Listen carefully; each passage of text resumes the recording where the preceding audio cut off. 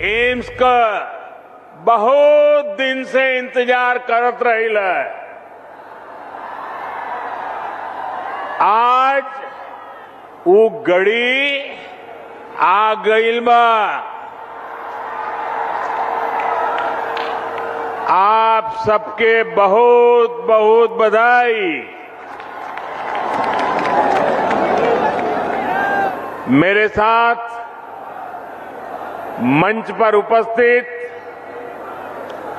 उत्तर प्रदेश की राज्यपाल श्रीमती आनंदीबेन पटेल जी, उत्तर प्रदेश के यशस्वी कर्मयोगी मुख्यमंत्री योगी आदित्यनाथ जी, उत्तर प्रदेश के उप मुख्यमंत्री केशव प्रसाद मौर्य, डॉक्टर दिनेश शर्मा, भारतीय जनता पार्टी उत्तर प्रदेश के अध्यक्ष श्री स्वतंत्र देव सिंह जी, अपना दल की राष्ट्रीय अध्यक्ष और मंत्रिमंडल में हमारी साथी बहन अनुप्रिया पटेल जी, निषाद पार्टी के अध्यक्ष भाई संजय निषाद जी, मंत्रिमंडल में मेरे सहयोगी श्री पंकज चौधरी जी, उत्तर प्रदेश सरकार के मंत्री श्री जय प्रताप सिंह जी, श्री सूर्य प्रताप शाही जी, श्री दारा सिंह चौहान जी, स्वामी प्रसाद मौर्य जी, उपेंद्र तिवारी जी, सतीश द्विवेदी जी, जयप्रकाश निषाद जी, राम चौहान जी, आनंद स्वरूप शुक्ला जी, संसद में मेरे साथीगण, यूपी विधानसभा और विधान परिषद के सदस्यगण और विशाल संख्या में हमें आशीर्वाद देने के लिए आए हुए मेरे प्यारे भाइयों और बहनों,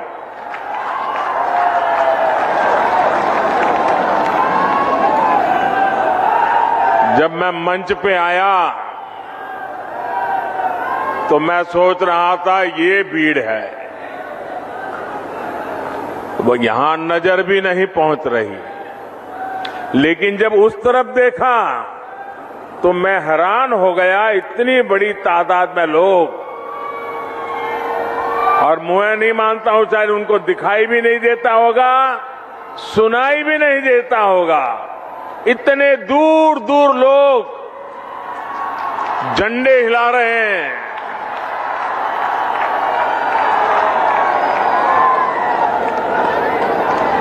ये आपका प्यार, ये आपके आशीर्वाद हमें आपके लिए दिन रात काम करने की प्रेरणा देते हैं, ऊर्जा देते हैं, ताकत देते हैं। 5 साल पहले मैं यहां एम्स और खाद कारखाने का शिलान्यास करने आया था। आज इन दोनों का एक साथ लोकार्पण करने का सौभाग्य भी आपने मुझे ही दिया है।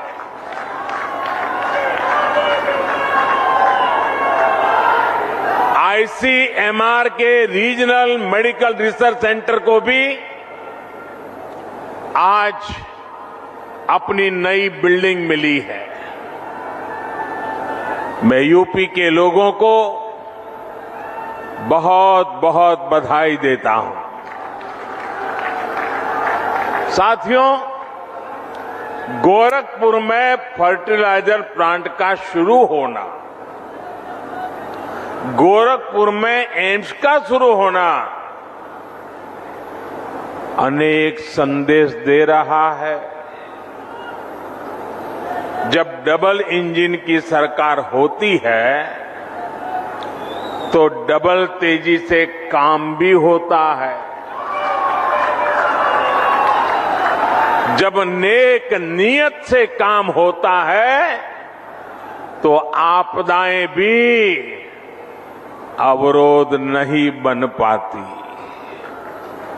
जब गरीब, शोषित, वंचित की चिंता करने वाली सरकार होती है तो वो परिश्रम भी करती है, परिणाम भी ला करके दिखाती है। गोरखपुर में आज हो रहा आयोजन इस बात का भी सबूत है कि नया भारत जब ठान लेता है तो इसके लिए कुछ भी असंभव नहीं है। साथियों, जब 2014 में आपने मुझे सेवा का अवसर दिया था तो उस समय देश में फर्टिलाइजर सेक्टर बहुत बुरी स्थिति में था। देश के कई बड़े बड़े खाद कारखाने बरसों से बंद पड़े थे और विदेशों से आयात लगातार बढ़ता जा रहा था। एक बड़ी दिक्कत ये भी थी कि जो खाद उपलब्ध थी उसका इस्तेमाल चोरी छिपे खेती के अलावा और भी कामों में गुपचुप चला जाता था। इसलिए देश भर में यूरिया की किल्लत तब सुर्खियों में रहा करती थी। किसानों को खाद के लिए लाठी गोली तक खानी पड़ती थी। ऐसी स्थिति से देश को निकालने के लिए ही हम एक नए संकल्प के साथ आगे बढ़े। हमने 3 सूत्रों पर एक साथ काम करना शुरू किया। एक, हमने यूरिया का गलत इस्तेमाल रोका। यूरिया की 100% नीम कोटिंग की। दूसरा,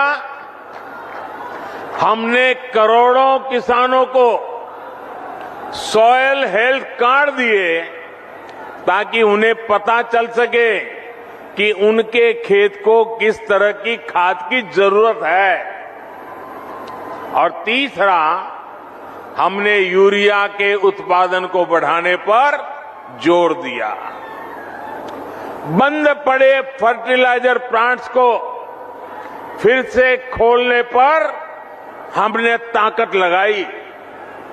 इसी अभियान के तहत गोरखपुर के इस फर्टिलाइजर प्लांट समेत देश के 4 और बड़े खाद कारखाने हमने चुने।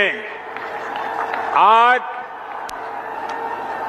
एक की शुरुआत हो गई है, बाकी भी अगले वर्षों में शुरू हो जाएंगे।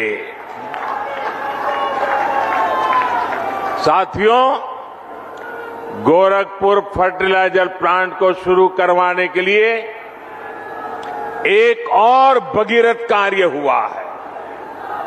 जिस तरह से भगीरथ जी गंगा जी को लेकर आए थे, वैसे ही इस फर्टिलाइजर प्लांट तक ईंधन पहुंचाने के लिए ऊर्जा गंगा को लाया गया है।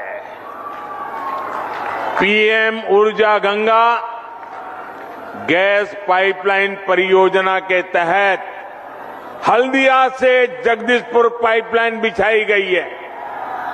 इस पाइपलाइन की वजह से गोरखपुर फर्टिलाइजर प्लांट तो शुरू हुआ ही है, पूर्वी भारत के दर्जनों जिलों में पाइप से सस्ती गैस भी मिलने लगी है। भाई और बहनों, फर्टिलाइजर प्लांट के शिलान्यास के समय मैंने कहा था, इस कारखाने के कारण गोरखपुर इस पूरे क्षेत्र में विकास की धुरी बनकर के उभरेगा। आज मैं इसे सच होते देख रहा हूं। ये खाद कारखाना राज्य के अनेक किसानों को पर्याप्त यूरिया तो देगा ही, इससे पूर्वांचल में रोजगार और स्वरोजगार के हजारों नए अवसर तैयार होंगे। अब यहां आर्थिक विकास की एक नई संभावना फिर से पैदा होगी। अनेक नए बिजनेस शुरू होंगे। खाद कारखाने से जुड़े सहायक उद्योगों के साथ ही ट्रांसपोर्टेशन और सर्विस सेक्टर को भी इससे बढ़ावा मिलेगा। साथियों, गोरखपुर खाद कारखाने की बहुत बड़ी भूमिका देश को यूरिया के उत्पादन में आत्मनिर्भर बनाने में भी होगी। देश के अलग अलग हिस्सों में बन रहे 5 फर्टिलाइजर प्लांट शुरू होने के बाद 60 लाख टन अतिरिक्त यूरिया देश को मिलेगा। यानी भारत को हजारों करोड़ रुपए विदेश नहीं भेजने होंगे। भारत का पैसा भारत में ही लगेगा। साथियों, खाद के मामले में आत्मनिर्भरता क्यों जरूरी है, ये हमने कोरोना के इस संकट काल में भी देखा है। कोरोना से दुनिया भर ने लॉकडाउन लगे, एक देश से दूसरे देश में आवाजाही रुक गई, सप्लाई चेन टूट गई। इससे अंतर्राष्ट्रीय स्तर पर खाद की कीमतें बहुत ज्यादा बढ़ गई। लेकिन किसानों के लिए समर्पित और संवेदनशील हमारी सरकार ने ये सुनिश्चित किया कि दुनिया में फर्टिलाइजर के दाम भले बढ़े, बहुत बढ़ गए, लेकिन वो बोझ हम किसानों की तरफ नहीं जाने देंगे। किसानों को कम से कम परेशानी हो, इसकी हमने जिम्मेवारी ली। आप हैरान हो जाएंगे सुनकर के भाइयों बहनों, इसी साल एनपीके फर्टिलाइजर के लिए दुनिया में दाम बढ़ने के कारण 43,000 करोड़ रुपए से ज्यादा सब्सिडी हमें किसानों के लिए बढ़ाना आवश्यक हुआ और हमने किया। यूरिया के लिए भी सब्सिडी में हमारी सरकार ने 33,000 करोड़ रुपयों की वृद्धि की। क्यों? कि दुनिया में दाम बढ़े, उसका बोझ हमारे किसानों पर न जाए। अंतर्राष्ट्रीय बाजार में जहां यूरिया 60-65 रुपये प्रति किलो बिक रहा है, वहीं भारत में किसानों को यूरिया 10 से 12 गुना सस्ता देने का प्रयास है। भाइयों और बहनों, आज खाने के तेल को आयात करने के लिए भी भारत हर साल हजारों करोड़ रुपए विदेश भेजता है। इस स्थिति को बदलने के लिए देश में ही पर्याप्त खाद्य तेल के उत्पादन के लिए राष्ट्रीय मिशन शुरू किया गया है।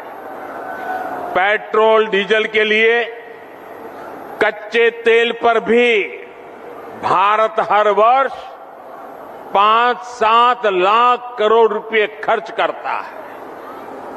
इस आयात को भी हम इथेनॉल और बायोफ्यूल पर बल देकर कम करने में जुटे हैं। पूर्वांचल का एक क्षेत्र तो गन्ना किसानों का गढ़ है। इथेनॉल गन्ना किसानों के लिए चीनी के अतिरिक्त कमाई का एक बहुत बेहतर साधन बन रहा है। उत्तर प्रदेश में ही बायोफ्यूल बनाने के लिए अनेक फैक्ट्रियों पर काम चल रहा है। हमारी सरकार आने से पहले यूपी से सिर्फ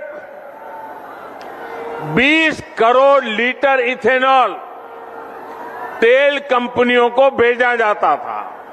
आज करीब करीब 100 करोड़ लीटर इथेनॉल अकेले उत्तर प्रदेश के किसान भारत की तेल कंपनियों को भेज रहे हैं। पहले खाड़ी का तेल आता था, अब झाड़ी का भी तेल आने लगा है। मैं आज योगी जी सरकार के इस बात के लिए सराहना करूंगा कि उन्होंने गन्ना किसानों के लिए बीते सालों में अभूतपूर्व काम किया है। गन्ना किसानों के लिए लाभकारी मूल्य हाल में 350 रुपये तक बढ़ाया है। पहले की 2 सरकारों 10 साल में जितना भुगतान गन्ना किसानों को किया था, लगभग उतना योगी जी की सरकार ने अपने 4.5 साल में किया है। भाइयों और बहनों, सही विकास वही होता है जिसका लाभ सब तक पहुंचे, जो विकास संतुलित हो, जो सबके लिए हितकारी हो। और ये बात वही समझ सकता है जो संवेदनशील हो, जिसे गरीबों की चिंता हो। लंबे समय से गोरखपुर सहित ये बहुत बड़ा क्षेत्र सिर्फ एक मेडिकल कॉलेज के भरोसे चल रहा था। यहां के गरीब और मध्यम वर्गीय परिवार को इलाज के लिए बनारस या लखनऊ जाना पड़ता था। 5 साल पहले तक दिमागी बुखार की इस क्षेत्र में क्या स्थिति थी, ये मुझसे ज्यादा आप लोग जानते हैं। यहां मेडिकल कॉलेज में भी जो रिसर्च सेंटर चलता था, उसकी अपनी बिल्डिंग तक नहीं थी। भाई और बहनों, आपने जब हमें सेवा का अवसर दिया तो यहां एम्स में भी आपने देखा इतना बड़ा एम्स बन गया। इतना ही नहीं, रिसर्च सेंटर की अपनी बिल्डिंग भी तैयार है। जब मैं एम्स का शिलान्यास करने आया था, तब भी मैंने कहा था कि हम दिमागी बुखार से इस क्षेत्र को राहत दिलाने के लिए पूरी मेहनत करेंगे। हमने दिमागी बुखार फैलाने की वजह को दूर करने पर भी काम किया और इसके उपचार भी। आज वो मेहनत जमीन पर दिख रही है। आज गोरखपुर और बस्ती डिवीजन के 7 जिलों में दिमागी बुखार के मामले लगभग 90% तक कम हो चुके हैं। जो बच्चे बीमार होते भी हैं, उनमें से ज्यादा का जीवन बचा पाने में हमें सफलता मिल रही है। योगी सरकार ने इस क्षेत्र में जो काम किया है उसकी चर्चा अब अंतर्राष्ट्रीय स्तर पर भी हो रही है। एम्स और आईसीएमआर रिसर्च सेंटर बनने से अब इंसेफ्लाइटिस से मुक्ति के अभियान को और मजबूती मिलेगी। इससे दूसरी संक्रामक बीमारियां, महामारियों के बीच उसके बचाव में भी यूपी को बहुत मदद मिलेगी। भाइयों और बहनों, किसी भी देश को आगे बढ़ने के लिए बहुत आवश्यक है कि उसकी स्वास्थ्य सेवाएं सस्ती हो, सर्वसुलभ हो, सबकी पहुंच में हो। वरना मैंने भी इलाज के लोगों को एक शहर से दूसरे शहर तक चक्कर लगाते, अपनी जमीन गिरवी रखते, दूसरों से पैसों के उधारी लेते हमने भी बहुत देखा है। मैं देश के हर गरीब, दलित, पीड़ित, शोषित, वंचित, चाहे वो किसी भी वर्ग का हो, किसी भी क्षेत्र में रहता हो, इस स्थिति से बाहर निकालने के लिए जी जान से जुटा हूं। पहले सोचा जाता था कि एम्स जैसे बड़े मेडिकल संस्थान बड़े शहरों के लिए होते हैं, जबकि हमारी सरकार अच्छे से अच्छे इलाज को, बड़े से बड़े अस्पताल को देश के दूर सुदूर क्षेत्रों तक ले जा रही है। आप कल्पना कर सकते हैं, आजादी के बाद से इस सदी की शुरुआत तक देश में सिर्फ एक एम्स था, एक। अटल जी ने 6 और एम्स स्वीकृत किए थे अपने कालखंड में।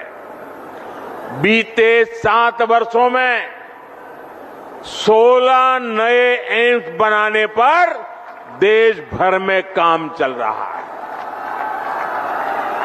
हमारा लक्ष्य ये है कि देश के हर जिले में कम से कम एक मेडिकल कॉलेज जरूर हो। मुझे खुशी है कि यहां यूपी में भी अनेक जिलों में मेडिकल कॉलेज का काम तेजी से आगे बढ़ रहा है। और अभी योगी जी पूरा वर्णन कर रहे थे कहां मेडिकल कॉलेज का काम हुआ है। हाल में ही यूपी के 9 मेडिकल कॉलेज का एक साथ लोकार्पण करने का अवसर आपने मुझे भी दिया था। स्वास्थ्य को दी जा रही सर्वोच्च प्राथमिकता का ही नतीजा है कि यूपी लगभग 17 करोड़ टीके के पड़ाव पर पहुंच रहा है। भाइयों और बहनों, हमारे लिए 130 करोड़ से अधिक देशवासियों का स्वास्थ्य, सुविधा और समृद्धि सर्वोपरि है। विशेष रूप से हमारी माताओं, बहनों, बेटियों की सुविधा और स्वास्थ्य, जिस पर बहुत ही कम ध्यान दिया गया। बीते सालों में पक्के घर, शौचालय, जिसको आप लोग इज्जत घर कहते हैं, बिजली, गैस, पानी, पोषण, टीकाकरण, ऐसी अनेक सुविधाएं जो गरीब बहनों को मिली है, उसके परिणाम अब दिख रहे हैं। हाल में जो फैमिली हेल्थ सर्वे आया है, वो भी कई सकारात्मक संकेत देता है। देश में पहली बार महिलाओं की संख्या पुरुषों से अधिक हुई है। इसमें बेहतर स्वास्थ्य सुविधाओं की भी बड़ी भूमिका है। बीते 5-6 सालों में महिलाओं का जमीन और घर पर मालिकाना हक बढ़ा है और इसमें उत्तर प्रदेश टॉप के राज्यों में है। इसी प्रकार बैंक खाते और मोबाइल फोन के उपयोग में भी महिलाओं की संख्या में अभूतपूर्व वृद्धि दर्ज की गई है। साथियों, आज आपसे बात करते हुए मुझे पहले की सरकारों का दोहरा रवैया, जनता से उनकी बेरुखी भी बार बार याद आ रही है। मैं इसका जिक्र भी आपसे जरूर करना चाहता हूं। सब जानते थे कि गोरखपुर का फर्टिलाइजर प्लांट इस पूरे क्षेत्र के किसानों के लिए, यहां रोजगार के लिए कितना जरूरी था, लेकिन पहले की सरकारों ने इसे शुरू करवाने में कोई दिलचस्पी नहीं दिखाई। सब जानते थे कि गोरखपुर में एम्स की मांग बरसों से हो रही थी, लेकिन 2017 से पहले जो सरकार चला रहे थे, उन्होंने एम्स के लिए जमीन देने में हर तरह के बहाने बताए। मुझे याद है जब बात आर्या पार की हो गई, तब बहुत बेमन से, बहुत मजबूरी में पहले की सरकार द्वारा गोरखपुर एम्स के लिए जमीन आवंटित की गई थी।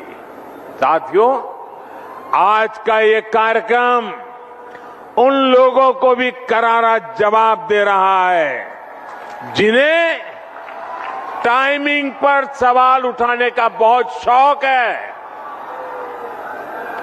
जब ऐसे प्रोजेक्ट पूरे होते हैं तो उनके पीछे बरसों की मेहनत होती है, दिन रात का परिश्रम होता है।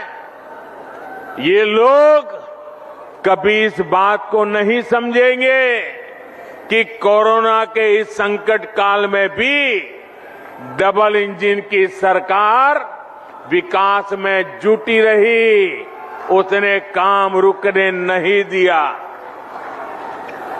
मेरे प्यारे भाइयों बहनों, लोहिया जी, जयप्रकाश नारायण जी के आदर्शों को, इन महापुरुषों के अनुशासन को ये लोग कब से छोड़ चुके हैं।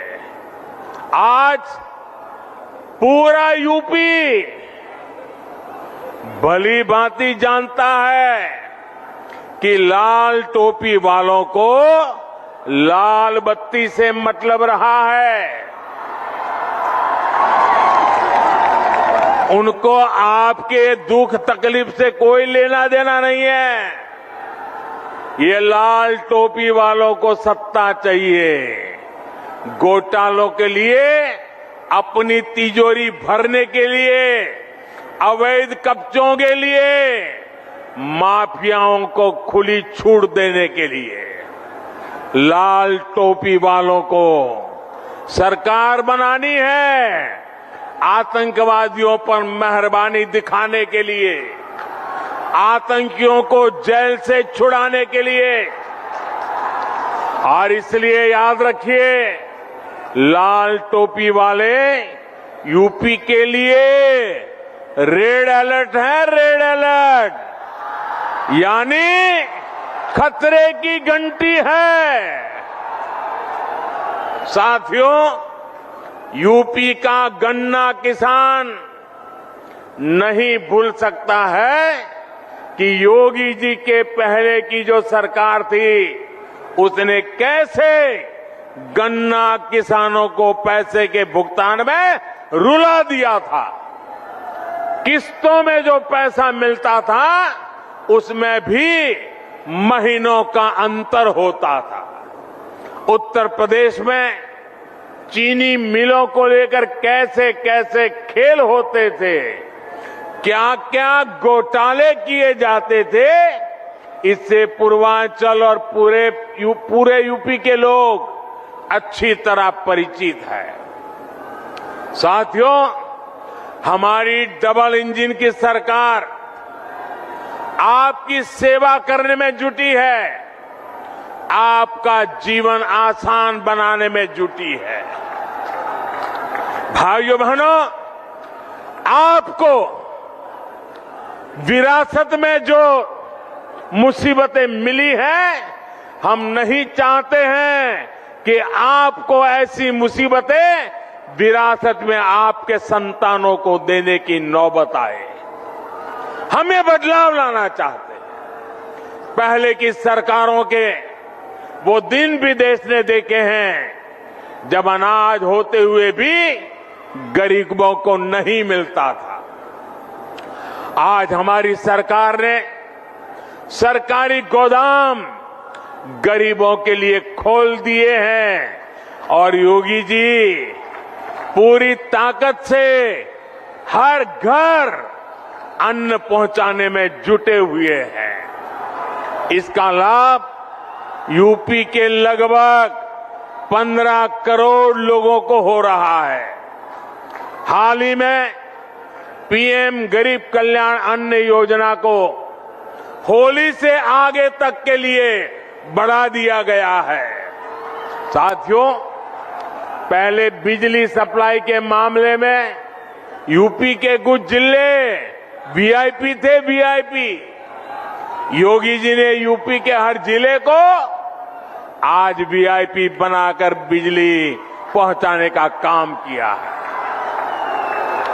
आज योगी जी की सरकार में हर गांव को बराबर और भरपूर बिजली मिल रही है। पहले की सरकारों ने अपराधियों को संरक्षण देकर यूपी का नाम बदनाम कर दिया था। आज माफिया जेल में है और निवेशक दिल खोलकर यूपी में निवेश कर रहे हैं। यही डबल इंजन का डबल विकास है। इसलिए डबल इंजन की सरकार पर यूपी को विश्वास है। आपका ये आशीर्वाद हमें मिलता रहेगा। इसी अपेक्षा के साथ एक बार फिर से आप सबको बहुत बहुत बधाई। मेरे साथ जोर से बोलिए, भारत माता की, भारत माता की, भारत माता की। बहुत बहुत धन्यवाद। तो प्रधानमंत्री नरेंद्र मोदी को आप गोरखपुर में सुन रहे थे, समाजवादी पार्टी पर जमकर इस दौरान प्रधानमंत्री ने हमला बोला। बड़ी बात देखिए, लाल टोपी का नया डेफिनेशन भी प्रधानमंत्री ने आज इस मंच से दिया, ये कहते हुए कि ये लाल टोपी वालों को सिर्फ लाल बत्ती से मतलब है। ये लाल टोपी का मतलब है रेड अलर्ट। इनको सिर्फ सत्ता चाहिए, इनसे यूपी को सावधान रहने की जरूरत है। प्रधानमंत्री ने आज जबरदस्त हमला बोला। लाल टोपी जिस पर छीटाकशी लगातार चल रही है, केशव प्रसाद मौर्य जिन्होंने शुरुआत की, आज प्रधानमंत्री ने भी इसमें एक और लाइन जोड़ दी कि यूपी को इससे सावधान रहने की जरूरत है, क्योंकि इस लाल टोपी का मतलब है रेड अलर्ट। प्रधानमंत्री नरेंद्र मोदी ने आज इसके अलावा यूपी के मुख्यमंत्री योगी आदित्यनाथ की भी जमकर तारीफ की, ये कहते हुए कि लाभकारी मूल्य गन्ना का जिसको 350 रुपए बढ़ा दिए योगी सरकार ने, और इसलिए मैं सराहना करना चाहता हूं योगी सरकार की। आज के इस कार्यक्रम की टाइमिंग पर सवाल उठाने वालों को भी प्रधानमंत्री नरेंद्र मोदी ने जवाब दिया, ये कहते हुए कि इन लोगों को ये समझना चाहिए कि विकास, कोरोना के इस संकट काल में भी हमारी डबल इंजन की सरकार ने विकास की गति को थमने नहीं दिया, रुकने नहीं दिया। लगातार बड़ी खबर पर हमारी नजर बनी हुई है। फिलहाल एक छोटा सा ब्रेक।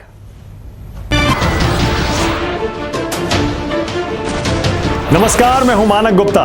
अगर आपको हमारा ये वीडियो पसंद आया हो तो इसे लाइक और शेयर जरूर करें, और हां, हमें सब्सक्राइब और फॉलो करना ना भूलें ताकि आप देश और दुनिया की कोई खबर मिस ना करें। तो जुड़े रहिए हमारे साथ और देखते रहिए न्यूज़ 24।